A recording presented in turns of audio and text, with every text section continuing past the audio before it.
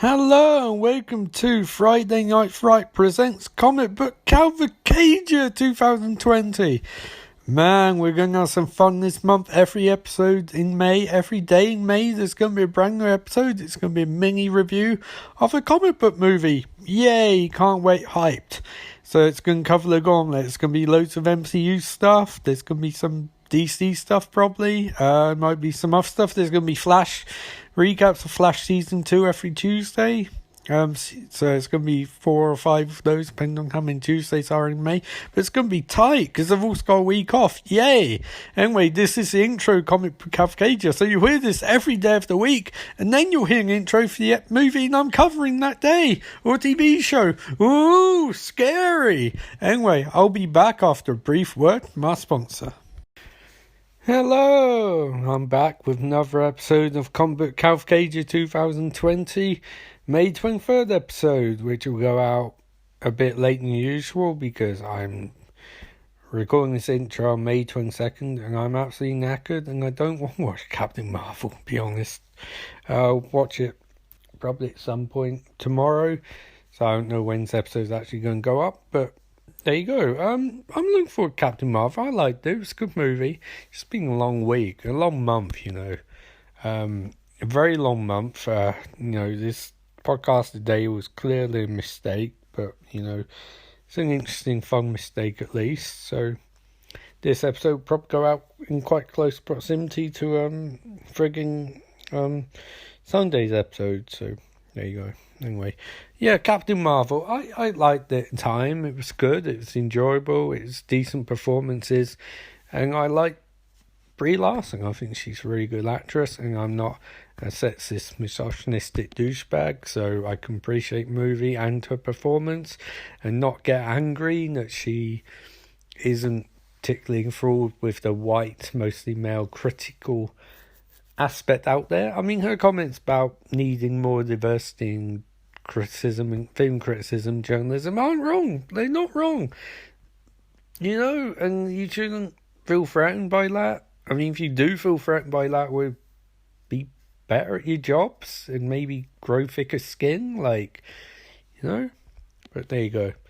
Yeah, I mean, and also, I get people don't like the idea of a strong female character who's actually a strong character and is able to show multifaceted sides and is not a jerk-off fantasy for straight white guys, it's okay. It doesn't always have to be about you. And I thought it's good. I enjoyed the fact that, especially when watching it at the time, I was like, this is cool, little kids, male and female, should have the chance to look up to female characters and not find them being problematic and overly sexualized. But I can understand how a certain fan base doesn't enjoy that because, God knows we need another white guy named Chris to star in a Marvel movie. And there's anything wrong with that, but it's nice to have a diverse range of movies. Anyway, I've talked for too long about this. I'll be interested to see how Captain Marvel holds up in the realm of the Marvel Cinematic Universe. So I'll be back in just a second to you guys, not to me. I'll have a brief word from my sponsor with my review of Captain Marvel. Hey guys, so I just watched Captain Marvel again and I really, really enjoyed it. This is a balmy Saturday morning in England, May 23rd, and yeah, watched Captain Marvel and I really enjoyed it. Did I say Captain Marvel first time? I can't remember. Yeah, Captain Marvel, really good. I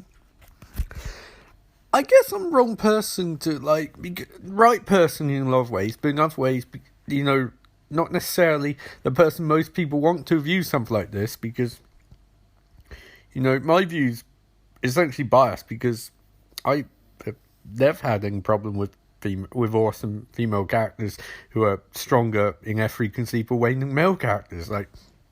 I grew up watching stuff like Terminator, Sarah Connor, where she's a psychopath, and more aptly Rippling Aliens, and I just assumed it's just good is good, pretty much.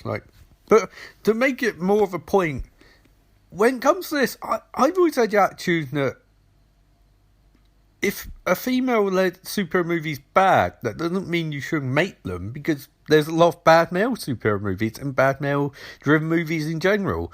So why shouldn't you be able to make a female superhero movie which is merely pretty good? That's what we should be striving for, that these movies can be made, and if they're bad or only pretty good, you just go, that's fine, we can make more, we can try again, because it's not intrinsically linked to one movie, you know, you can just keep going. That's what I like about this movie, and to lack of extent, or maybe more extent, Wonder Woman. They're both good movies. I really enjoy both of them. Will I say they're the best superhero movies? No, but they don't have to be. Like, that's not always the goal, you know? Or maybe it is. Maybe people want to make best superhero movie, but we should be okay with movies that aren't groundbreaking, necessarily, you know? It's this idea of like, oh, it's the first one, it has to be the best one. It's like, no, because if you remember the first superhero movies from like the thousands, I mean, X-Men was okay. X-Men's pretty good. That's it. It wasn't brilliant. It was pretty good. And you kept making more X-Men movies, so why not? But to get back Captain Marvel, I like the movie. I genuinely like it. I like Brie Larson in general as an actress. I think she's really good. And I think her slight sense of sarcasm and flippancy works for the character. It really does. I know a lot of people got worked up about it because, you know, how dare women not be into sexism and not be into sexual objectification and actual harassment. But, you know, I've always found that sort of attitude weird. And I'm not going to say that I've always been the best guy when it comes to interacting with women. I haven't. But we should be striving to do better instead of being really defensive and going, oh, no, that's not true. You know, just look at your own behaviour and go, maybe I probably should have done better in that situation, you know? I'm just saying. But no, I do enjoy Captain Marvel.